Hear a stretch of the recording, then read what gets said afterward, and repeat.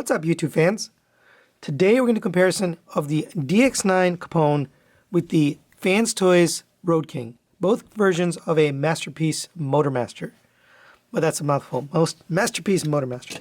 Now, as I always mention with the reviews, I try to be as objective as possible, but of course there's subjectivity involved. In fact, I would challenge you, if anybody tells you they are not biased in doing comparisons or reviews, then I would say that's not true. Every reviewer has bias, including myself. I am a big fan of this figure and of FansToys, but I do think there's some qualities here with DX9, so I think this is worthwhile to do. And I know there's some categories that DX9 may win. So with that being said, if I pick one or the other and you prefer the one I didn't pick, then you win. I really try to do these comparisons to help people make a decision which direction they want to go with their collection. Sometimes they decide to get both, but either way, hopefully this helps you out. And let's get started with the comparison. We'll start off with accessories. So there are accessories you get with these two figures. They both come with a blaster. The FansToys one is painted in this purple. The DX9 is just a purple plastic. It's interesting that the DX9 one is so much bigger. There you go. They both come with a sword for Motormaster, similar size, both painted on the blade. The FansToys hilt is plastic, whereas unpainted plastic, whereas the DX9 is painted. And then here's what you're left with. The FansToys come with a face, alternate face.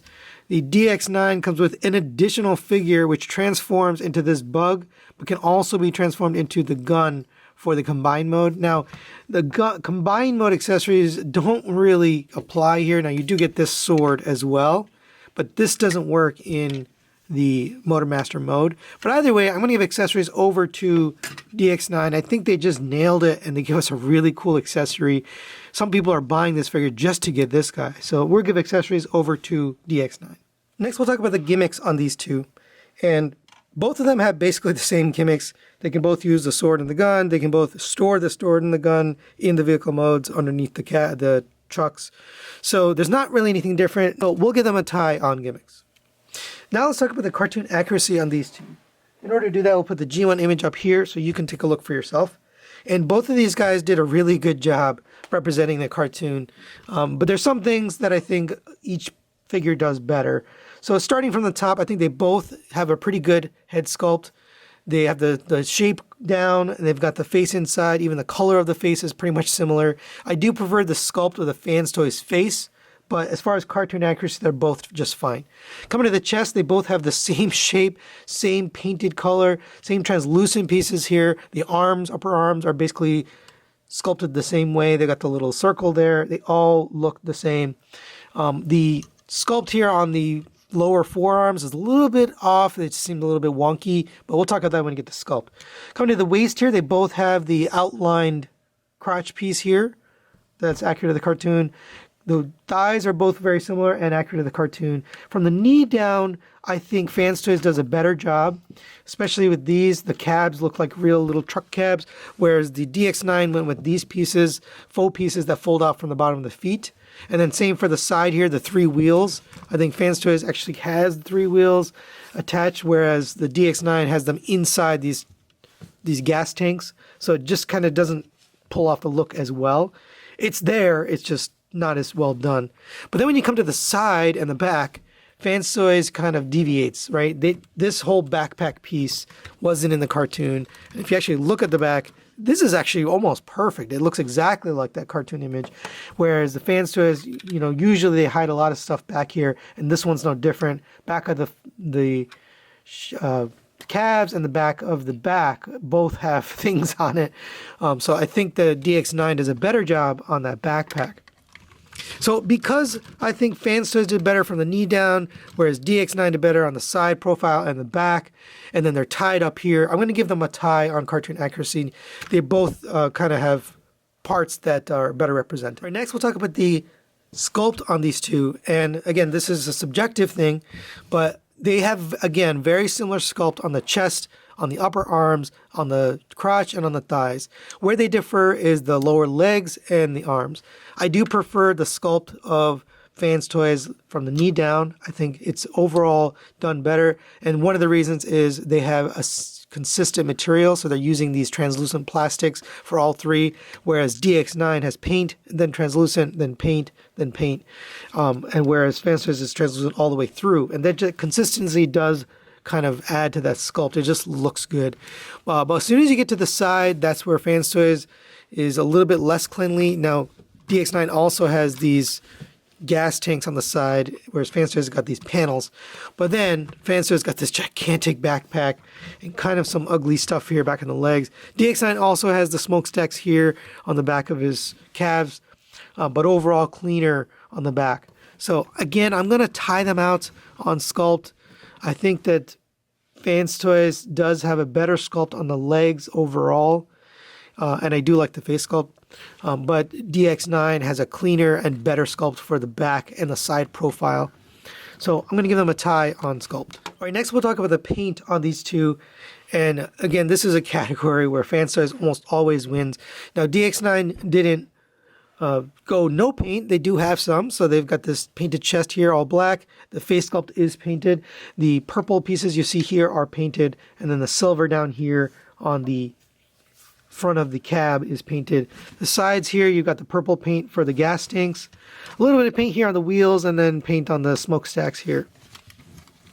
And obviously the face is painted as well. On FansToys, you have the painted face, painted chest. You do have paint here on the side of the arms, which becomes part of the truck mode. You have painted thighs, painted lower legs. These translucent pieces obviously not painted. Painted truck cab, painted lights and stuff here. This part is all painted with purple and gray and silver, and then you've got a metallic black here for the legs. So FansToys is going to take it on paint. They have more paint and pretty good quality paint, so we'll give paint to FansToys. Now let's talk about the build quality on these two. And I did mention during my review of this guy, I had some things that were a little bit loose. I did tighten them. So a couple of things, the screws here on the knees were loose. It's still a little bit loose, but it's not as bad. It can hold a pose. I also have these doors that are a little bit loose. And again, not a huge deal, but just a build thing, right? You could have just put a tab or had a tighter tolerance there. So I did have those right out of the box, those little things. But overall, this doesn't feel junky, but I do feel like the FansToys build quality, especially given the overall materials and what they use for their joints and the number of ratchets and the amount of die cast that they use for the inner hardware, I'm going to give build quality over to FansToys. I think it's just a little bit more solid, a little bit better built. It feels better as you're posing and manipulating it. So we'll give build quality to FansToys. All right, now let's talk about the articulation on these two figures. In order to do that, we'll articulate each one individually so you can see how they work. The DX9 head is on a pull-up joint, so you can get up to there, down to there, rotates all the way around, and the actual head part can go back and forth. That's really for transformation, but you can do that. The shoulder rotates around on a ratchet, up to here on a joint there, and then a second joint up here, so you can get that pretty high up. You have a rotation at the bicep. Single jointed elbow here gets you 90 degrees, actually a little short of 90 degrees, just the way it's designed. Rotation at the wrist. You have all the fingers on a single pin. The pointer finger is separate, but unfortunately it's curled, so that doesn't do any good anyways. And then the thumb is on a pin as well, so that goes in and out. You have a waist swivel here on a soft ratchet. You have ab crunch that goes down to there. Hip skirt here in the front. I never like single hip skirts, especially on robots this big, and this one's no exception. I don't think this was a good idea, but you have legs go up to there, back to there, unfortunately hindered by this rear hip skirt. Out to the side, and again, hindered by this hip skirt. I mean, just why did they make these unmovable? Rotation at the thigh. You have a double jointed knee here and here, so that's well past almost a full bend. You have a ankle tilt all the way out to there. You have not a back and forth, but you can shift it back and forth. So not quite a forward and back movement on those ankles. Moving on to FansToys, the head has a similar rotating swivel, so it goes up to there. The sculpt of the head does kind of limit how far up it can go. Down to there, again, due to the sculpt of this box, it does limit it a little bit, but it's about the same as the DX9. Rotation at the shoulder all the way around on a ratchet. Out to the side on this joint. You can get it pretty far out. If you pull it out, you can actually get it even further. It does have this butterfly joint due to transformation, so you can really get this all the way out to the side because of those joints. You can get that back in there. You have a rotation at the elbow. It's a, let's see, is this a double? I guess this is a single joint, but due to the way it's designed and the sculpt of how they did this, you do get the full bend there, so you can get that about the same as DX9. Rotation at the wrist, individually articulated fingers, as FansToys always does, on 1-2 pins for each. And then you have the thumb on a ball joint with a separate pin, so you can get that posed separately as well. You have a rotation at the waist, hindered by the backpack, so you can move that backpack out of the way. But unfortunately, due to the way this is sculpted, it does kind of block it from rotating past that far. You do have an ab crunch here on these little tabs, so not ratcheted, but sort of ratcheted. You have hit skirts here on the front and on the side. The legs go up to there, pretty far up for a big guy like this. Back to here, and it is hindered by the sculpt here on the back, but onto the side it's not hindered. It does go out to the side all the way. The rotation at the thigh. You have a double jointed knee, gets you the full bend. You have an ankle tilt out to the side. You have an ankle pivot forward and a little bit down. And yeah, I think you can also move it a little bit in and out as well, just like you could on that one. So pretty obvious, FansToys has more articulation, specifically in the hands, in the legs, in the hips, and in the shoulders. So we're going to give articulation over to FansToys. All right, next we'll talk about the transformation and engineering on these two. And if you've ever transformed Roadking, you know it takes a while.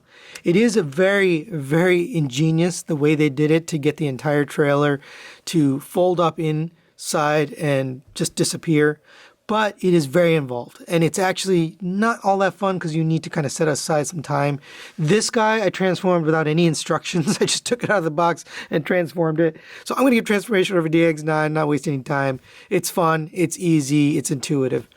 When it comes to engineering, I'm going to give that over to FansToys. Even though this is fun, I find this to be a fascinating piece in Transformers history, to be able to take a cab and a trailer and transform it down into this. Really was truly impressive engineering. It's still a marvel of engineering at this time. So I'll give engineering over to FansToys. All right, here they both are in their alt modes. No, this is not a optical illusion. I did remove the back of the trailer here. It is in Menasor mode, and also it just doesn't really fit here. So for a purpose of convenience, I did remove it. But I'll put the image there of this guy in with the full trailer so you can see really how long it is. Then I'll also put the G1 image here so you can compare these two.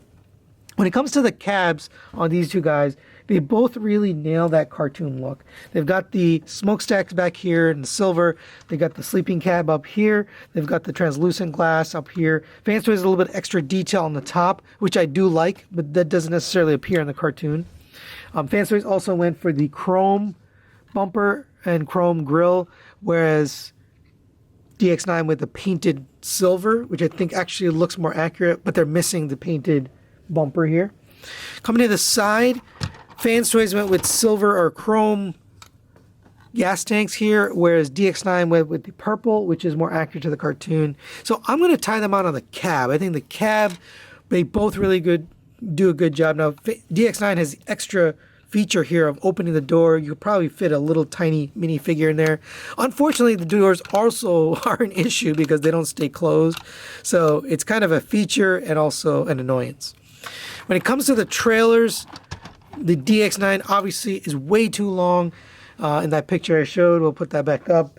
It is just too big. It's too long and too wide and too tall to fit in at the Masterpiece scale.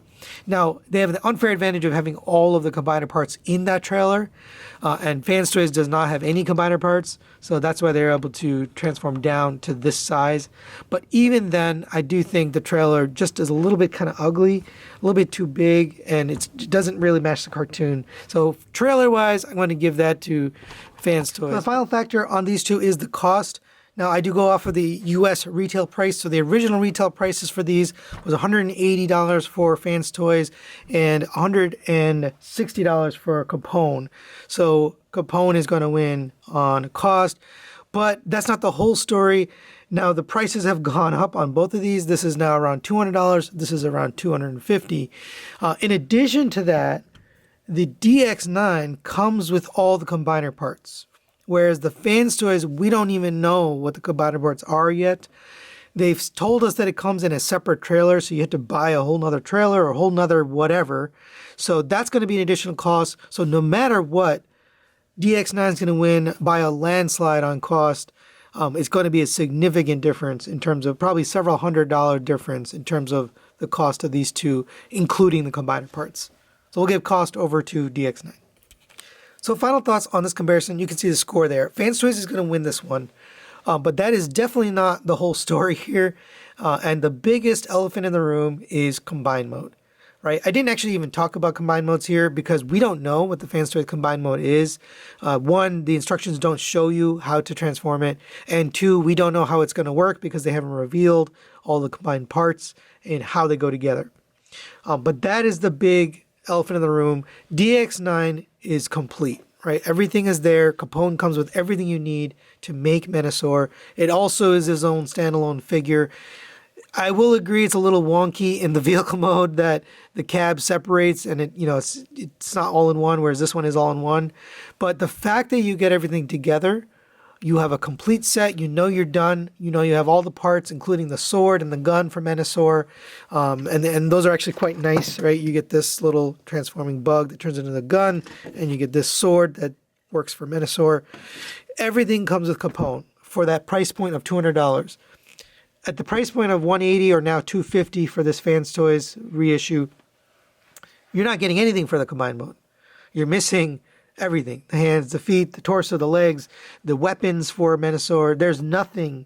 It's only the figure. And that's going to be a huge factor for people to decide which way to go. So if you can't afford both of these, I'm pretty sure people are just going to go with DX9 because you have everything you need, right? In that $200 purchase, you get everything you need to make Menasor. Other than the cars, obviously. The same is true for FansToys. But with this guy, it's kind of a wild card. We don't know. How much is that trailer going to be? What's going to be included in it? How is it going to go together? How stable is it? This guy we know, and we know how stable it is, and we know how it looks. And I think that's going to be a huge factor for people is just, hey, we already know what's going on with DX9. Hopefully I helped you with this comparison. That's it for today. Thanks for watching. We'll see you next time.